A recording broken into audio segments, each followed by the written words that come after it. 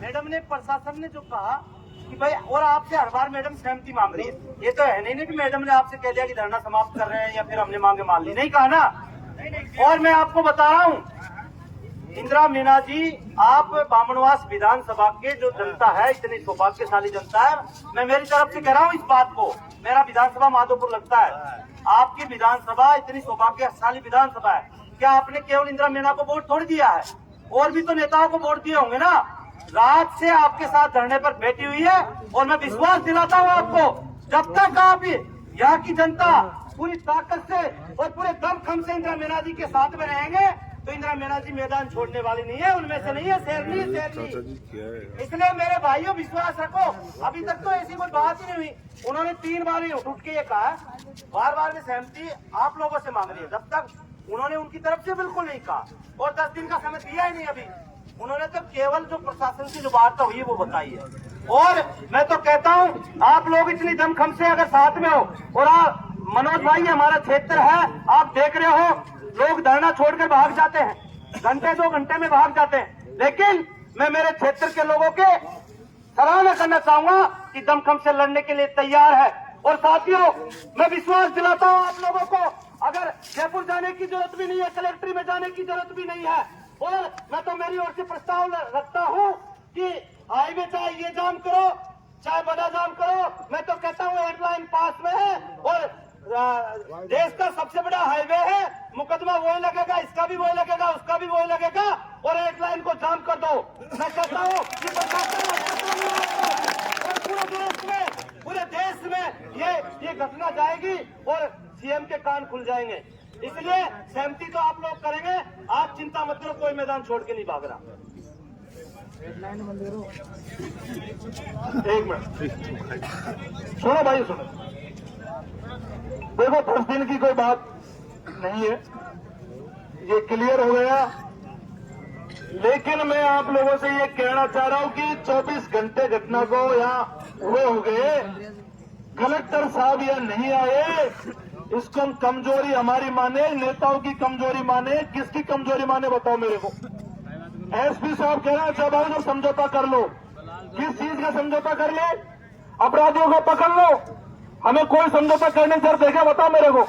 पकड़ो ना, क्यों नहीं पकड़ रहे?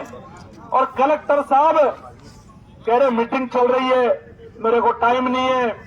एसपी साहब कह रहे कि मैं तो तभी लेके आऊंगा जब आप समझौतों के लिए तैयार हो जाओगे। तो मेरे भाइयों, मुझे लगता नहीं है कि ऐसे तो बैठने से एक कलेक्टर आ जाएगा, मुझे तो लगता नहीं है कि हम न्याय दिलाएंगे। फिर मुझे लगता है कि 1-2 दिन बैठ के घर चले जाएंगे आप सब भी, और 7 दिन 10 दिन का समय लेके। बाद में मैंने खूब धरने देखे, 7 दिन का समय ले जाने के बाद में अगर यहाँ 100 लोग को इकट्ठा कर दे तो मैं मेरी गारंटी से कह के जा रहा हूं नहीं होंगे, नहीं होंगे। ये मैं जिम्मेदारी से कह रहा हूं आप लोगों से। तो आप लोग पंच पटेलों मन बना लो, चाहे कोई सा हाईवे जाम हो, चाहे विधानसभा चलो, अपने साधन लाओ, गाड़ी घोड़े लाओ, और डरपोक कौमों का कोई इतिहास नहीं होता। डरने वाले लोग कोई लड़ाई नहीं लड़ते, लड़ाई हमेशा बहादुर लोग लड़ते हैं, मजबूत लोग लड़ते हैं। अगर आप मैदान छोड़कर भागने को तैयार नहीं हो, मजबूती से खड़े हो। मैंने सुना कोड़े गांव बहुत मजबूत गांव है यार, मैं तो सुनता हूं, मैं तो गांव नहीं गया कभी, लेकिन लोग कहते हैं मनोज भाई बहुत मजबूत गांव है। बताओ मैं गलत सुन रहा हूं क्या? बिल्कुल मजबूत है तो फिर मजबूती से लड़ो। तो आप लोग पीछे मत हटो।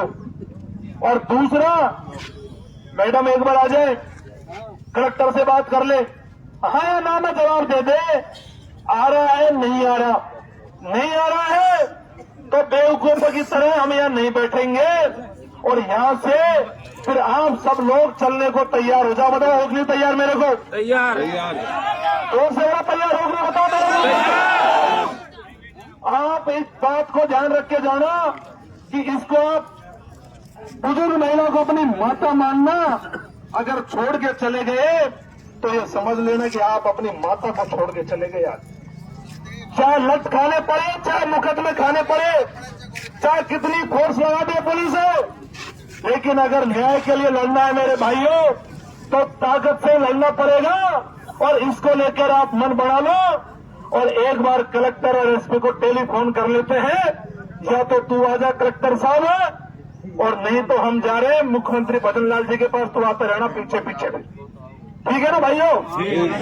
अब इसमें हमें दूसरी कोई बात नहीं करनी, कोई 10 दिन की, कोई 5 दिन की, कोई बात होगी तो कलेक्टर एसपी यहाँ के आपके बीच में करे, टेलीफोनों पर ये गुप्त बातें नहीं होंगी, यहाँ के खेते जो होगा सबके सामने होगा मेरे भाइयों।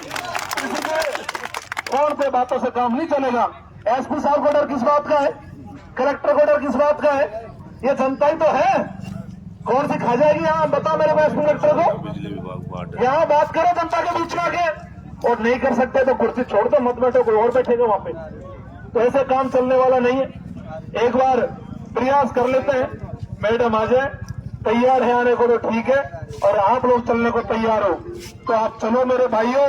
और मैं फिर कह रहा हूं, मैं 3 बार कह दिया, 4 बार कह दिया, बैठे रहने से कुछ नहीं होगा, लड़ना सीखो, भिड़ना सीखो, और न्याय ऐसे पुकारने से, बैठने से नहीं मिलता। न्याय के लिए लड़ना पड़ता है, भिड़ना पड़ता है, और लड़ नहीं सकते, भिड़ नहीं सकते तो न्याय की उम्मीद को छोड़ देना मेरे भाइयों।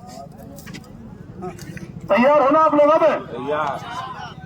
मैडम आ जाती है, अपने साधन गाड़ी घोड़े तैयार रखो, और पुलिस प्रशासन कान खोल के सुन ले। अगर आपका स्टाफ कम है तो एक बार बुला लो, फोन कर लो, ये मत कहना कि ये तो निकल गए थे, हमारे स्टाफ कम था। बुला लो जितना बुलाना है। और मैं मेरे गांव के सभी लोगों से कहना चाहता हूं, पंचवटलों से कहना चाहता हूं कि आप जो गांव में बैठे हो, मानवता के नाते, इंसानियत के नाते, अगर इस लड़ाई में आप नहीं आ सकते हो तो आप खुद को इंसान कहलाना बंद करो मेरे भाइयों। आप फोनों पे देखना बंद करो, फोनों पे देखने से न्याय नहीं मिलेगा, कमेंट करने से न्याय नहीं मिलेगा। लगातार फोन कर रहे, धरने में पहुंचो। अरे इतनी संख्या, इतने बंद मुझे फोन कर दिया आने के लिए, बाकी लोग क्यों नहीं आ रहे? आओ भाई मेरे यहाँ पे, आज नहीं आओगे तो कोई नहीं पूछेगा कल।